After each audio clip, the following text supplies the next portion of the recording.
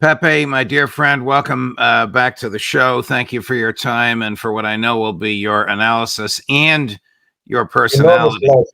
pleasure. Thank you. Last Thank you. week, President Putin made a very sharp, clear, precise offer of peace, said what he needed and said what he would do, and said he would do it immediately as soon as the Ukrainians and the West accepted it and agreed primarily on geographical jurisdiction and on no NATO in Ukraine. It was almost immediately rejected and derided by the West. Before we get into how the West misunderstands President Putin and the Russian mind, how was President Putin's offer received in Russia, in Moscow? It's an excellent question because there's a serious debate raging here. There's a lot of criticism coming from business circles, from, I wouldn't say diplomats, but people linked to the security services, to the security agencies, some military correspondents on the ground across Donbass. Okay, the criticism breaks down essentially, it's too generous an offer. It's basically a slight upgrade of the negotiations in Istanbul in April 2022 that were practically signed on the dotted line until, of course, the Americans intervened via their emissary, Boris Johnson. It allows NATO too much leeway. For instance, it allows Ukraine to have an army. And we all know if that happens, it's going to be a NATO army. That's very, very dangerous. Not one word on Odessa or Transnistria or the Black Sea, for that matter. But we can turn this around. And all of us have been discussing every possible circle. Of course, Putin and the Security Council, they knew that this would be rejected as it was. In fact, it was a matter of less than 2 hours, I will say, was formally rejected by NATO's Stoltenberg. Predictable. Rejection by the sweaty sweatshirt in Kiev doesn't matter because he is illegitimate, illegal, and Putin and the Russians won't negotiate with Zelensky, period. They might negotiate with the Verkhovna Rada, the Ukrainian parliament. And that's interesting because several members of the Verkhovna Rada actually start studying the proposal. So there is some margin of maneuver. We don't know where this is going to lead, of course. And from the Russian side, as soon as there was let's say the official NATO rejection, everybody from Nebenzia at the UN, Narishkin, the head of foreign intelligence here, the people at the Duma, they were saying, look, this is the last chance saloon. There won't be any other offers. If you reject it, if the collective West rejects the US and NATO, and of course, Kiev attached to it, the next one will be a demand for unconditional surrender. And we'll continue to do what we are doing in the battlefield. Well, this may be enough to placate the dissent here in Moscow, which does exist. And in terms, especially when you talk to some businessmen, they always come back to the same motto. This is an almost war, their own definition, and we need a decapitation strike, which happens to be the position expressed publicly by Dmitry Medvedev, but not by the other members of the high hierarchy, you see. So the bottom line, there is dissent. They expect the rejection, and they know that the summer ahead is going to be volcanic in every aspect. Well, you're using some very, very strong English words, decapitation and volcanic. Hold on to them for a minute. We're going to play the core, the most important 60 seconds of President Putin's comments in which he outlines the terms for peace. And as you pointed out, there's no mention of Odessa. There's no mention of the Black Sea. Yes. does use an interesting word, negotiations. Take a listen.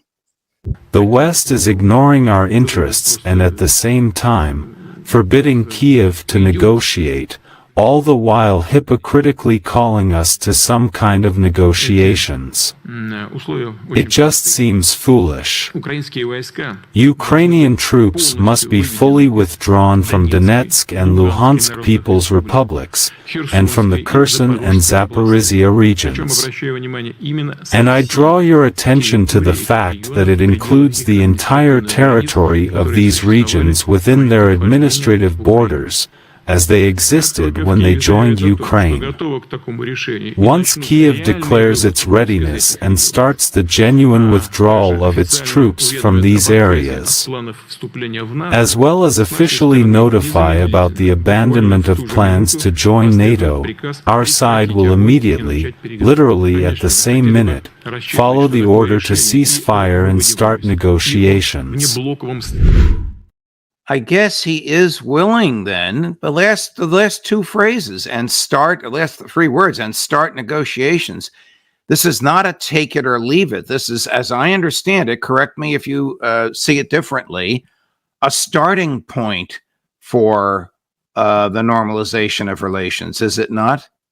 Yes, you're absolutely correct. And that's why he's being criticized, because the offer is too generous. The fact is, he knows, and people who follow what's going on in Donbass know, that NATO will never accept the total loss of Donetsk and Luhansk, maybe, but never Kherson and Zaporizhia. All four out of the question. So it's as if he introduced this notion in the proposal, knowing already that it, of course, it will be completely rejected, but it's on the record. Very, very important. Putting this is something that political leadership in the West don't understand. He does think in terms of 5, 6, 7 moves ahead. It is chess play, just like the Chinese play Go. It's a mix of chess and Go at the same time. And no wonder they discuss in their strategic partnership, which is officially comprehensive strategic partnership, they discuss strategic moves in detail from the level of the Ministry of Defense, Ministry of Foreign Relations, up to Putin and Xi on the phone virtually, twice a month at least. So he's being extremely careful, accommodating, generous, knowing at the same time there will be rejection, and then comes the different scenarios to fight what will be, let's say, a sort of triple strategy by the US, NATO in these next few months. The possibility of launching a false flag and blaming it on Russia. This is openly discussed here among intel agencies as well. Monopolizing a sort of foreign legion of terror, and the number one actors would be ISIS-K, the ISIS Khorasan, which many of them were transported from Syria to Afghanistan and parts of Tajikistan. And of course, the third part of the strategy, actually stealing Russian assets via that famous $50 billion loan by the Americans to Ukraine, which is not an American loan. Basically, this is Russian money that will be confiscated by the Europeans. They will do the heavy lifting. So the Russians are pretty much aware that what's ahead is really, really heavy metal coming from the US. But, okay, so they had an initial preoccupation, which was to preempt the Swiss Kabuki. They did it because the winner of the Swiss Kabuki, without even showing up in Switzerland, was Russia. Everybody was discussing. Right.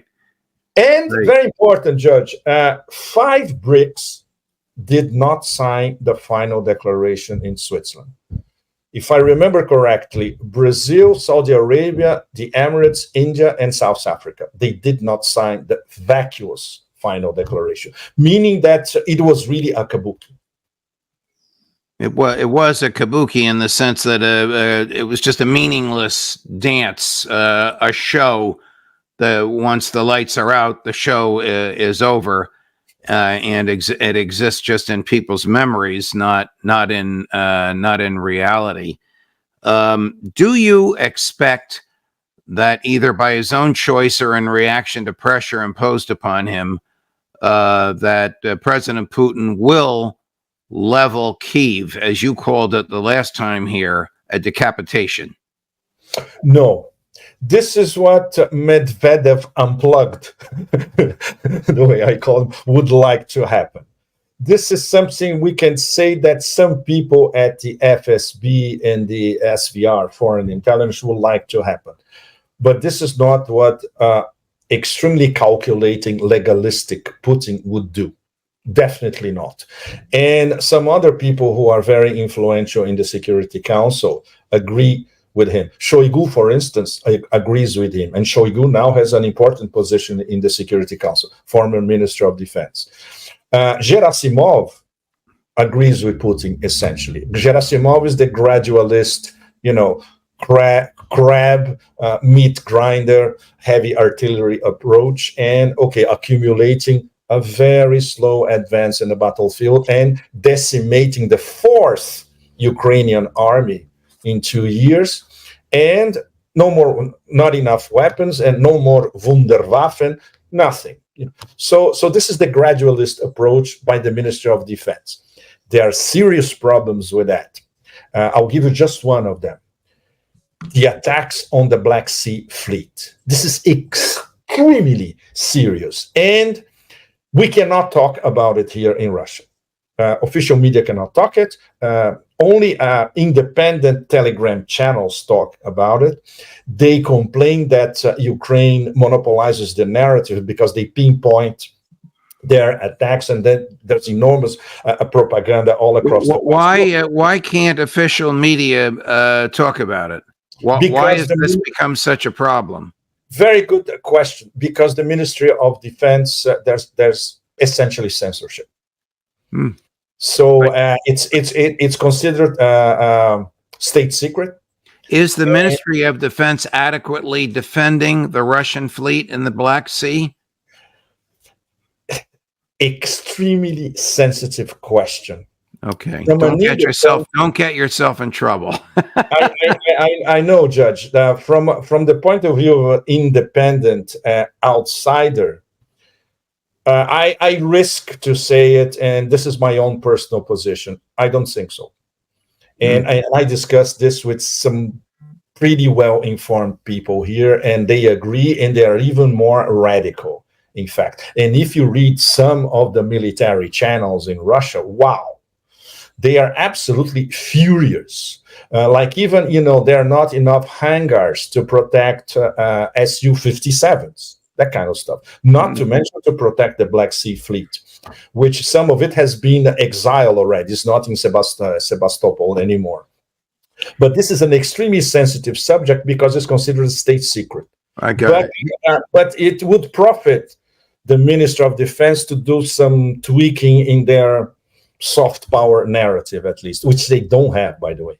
Here's a very unsoft power narrative from an extremely well-respected person in the Russian government.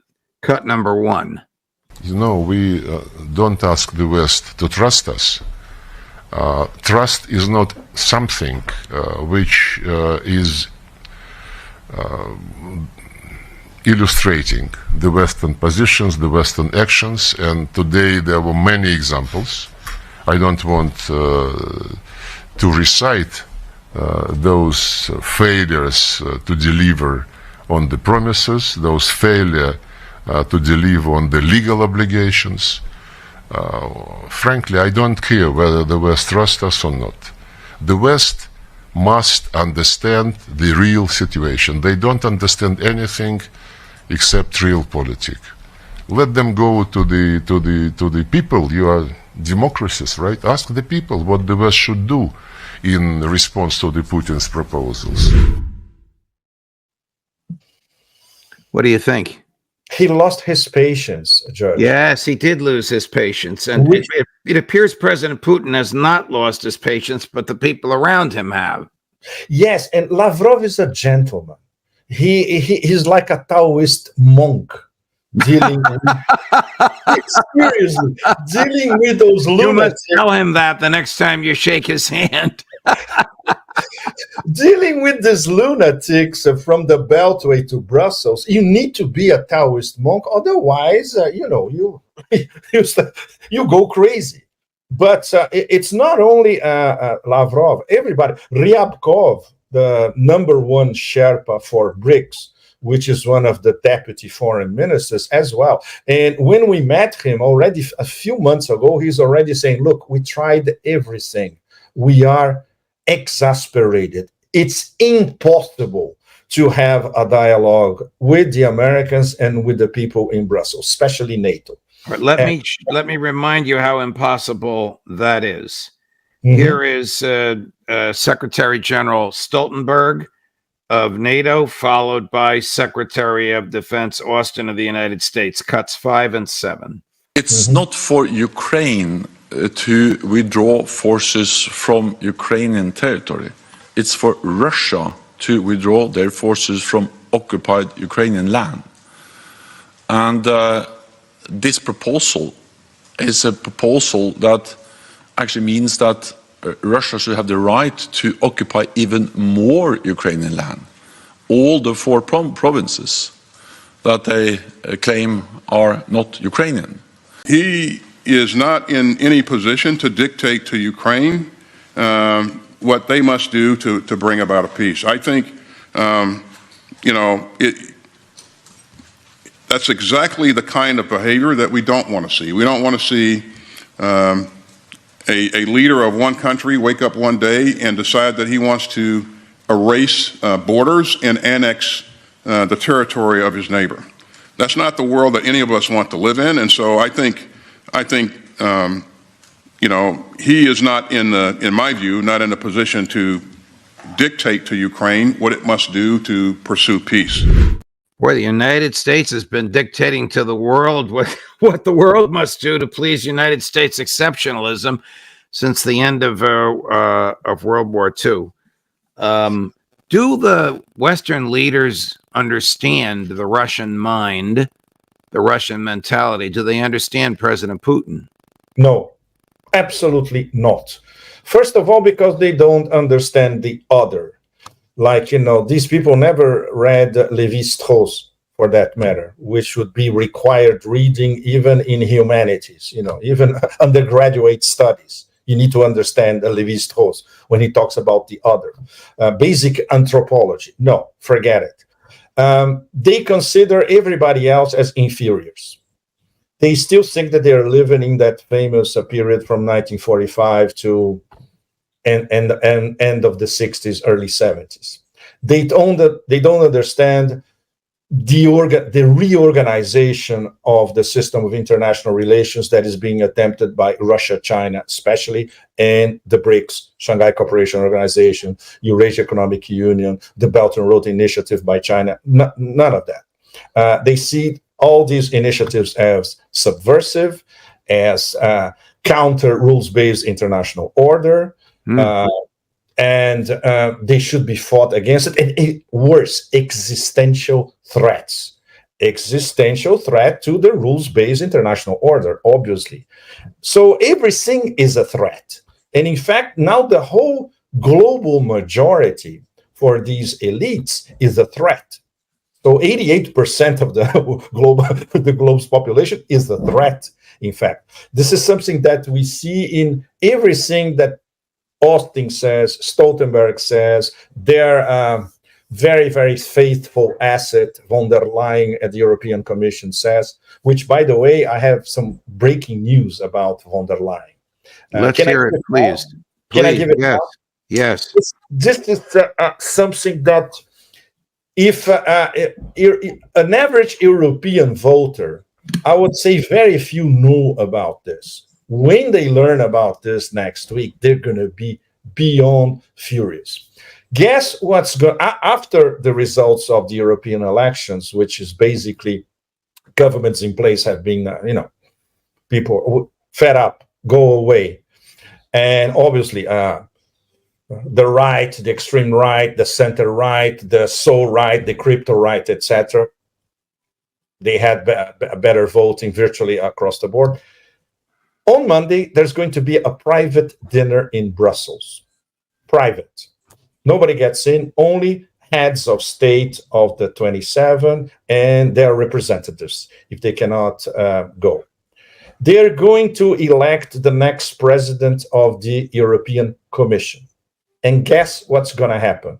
There are no other candidates. They are going to reappoint the unelected Ursula von der Leyen for a second mandate. This means that everything that happened in these European parliamentary elections doesn't mean absolutely anything, because the decision to appoint the most important official who actually carries and issues policy regarding the whole of Europe is appointed in a private dinner. So the elites at the private dinner will thumb their noses to the hundreds of millions of voters who told them that they, the voters, are fed up with the elites. Absolutely. That's it. That's the headline, in fact. And when they wake up in a few days and they know what happened, but we come back to the same problem. They have bills to pay. They barely reach the end of the month. Their savings disappeared. Unlike the US, where people can live with 15 credit cards, people in Europe don't have 15 credit cards. When they go down in the bank, they go down in the bank, period. They cannot roll over their debt. It's a completely different system. They are being expelled from city centers or the best parts of the capitals. They have to live 40-minute train commute or a 2-hour commute every day, impoverishment of middle classes across the board, ultra high taxes, price of energy 100%, 200%, 300% higher. And of course, the number one Russophobe promoting total war against Russia is going to be back in power for another 5 years. Wow. Where do you see the war in Ukraine going? It's now the middle of June 2024. Where will we be by Christmas time? Judge, we don't know, because it depends on the different scenarios by the Ministry of Defense. Are we going extra slow, relatively slow? Are we going to have a blitzkrieg in some nodes across the front lines? Or we keep doing what we're doing, which is extra slow? It's like we capture one village a week. If we go on like this war will go until the year 3000. But the most, I would say that the key factor in this summer of living dangerously ahead of us is the possibility of a very serious direct strike with Storm Shadows or Scalp missiles inside Russia, plus Russian civilian casualties. Oh boy. This will be the game changer. Wow. So we don't know, and this will condition, of course, the response by the Ministry of Defense. It will alter the response of the Ministry of Defense. For the moment, they adopt the business as usual approach, which is, by the way, heavily criticized here as well. The decapitation strike gang, okay, that's it. Let's finish this war before the end of the year. Remember Shoigu last year? He said on the record that SMO would end in 2025. So the calculation of the Ministry of Defense a few months ago is that this thing would go on for another 8 months, at least 9 months, even another year. There's no evidence that they changed these calculations. So these calculations would be changed by one of these horrible possible attacks, including a terrorist attack, just like the Crocus terrorist attack a few months ago, which could happen again. Yesterday, for instance, I was discussing, we were discussing Turkey with a group of analysts at the Ministry of Education. But then we start discussing the possibility of these ISIS-K fighters from Syria who are now scattered a little bit in Tajikistan, a little bit in Kyrgyzstan. They could do a mega crocus all over again because these networks are still there. This is the number one danger. This is one of the reasons why your presence in Moscow and availability to us and unique analysis is so valuable, my dear friend. Thank you. Always a pleasure.